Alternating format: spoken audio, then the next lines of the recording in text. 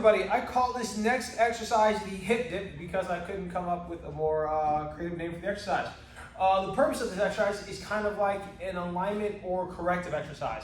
So a lot of us have deviations in our spine or our pelvis, right? Like we can have scoliosis, your spine could be straight, but your pelvis could be off kilter, right? So for example, your pelvis, imagine it kind of like a cup. It can be tilted forward, it can be tilted back, so your pelvis could be off in those two ways. Or your pelvis could be hiked, so one side could be higher than the other, and the other should be tilted like this. So there could be a whole list of wealth of dysfunctions wrong with your pelvis. So where this corrective exercise comes into play is if your pelvis is off of alignment this way, where this side is higher than this side, or vice versa. So what you're gonna do is you're gonna get on a step. A plate works if you have a plate and you're at a gym. You wanna kind of get to the side.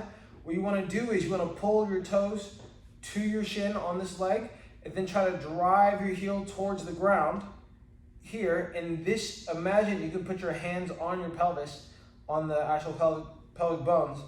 This pelvic bone is going to be lower than this one's going to hike up, and then you're going to do the inverse, and this one's going to hike up and this one's going to come down. The goal is via methods like co-inhibition, where essentially you're trying to activate certain muscles and then deactivate certain muscles simultaneously. Don't lose your balance.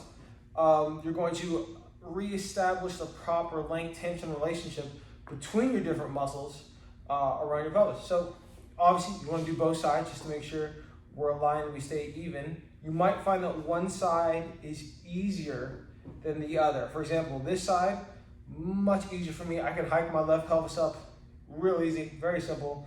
Now when I go this way, this is when it gets challenging for me. So like, obviously my pelvis is not in great alignment, but that's why I do this corrective exercise.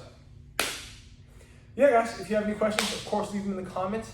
If you like the video, please give me the thumbs up, and if you haven't yet, go ahead and subscribe to my YouTube channel.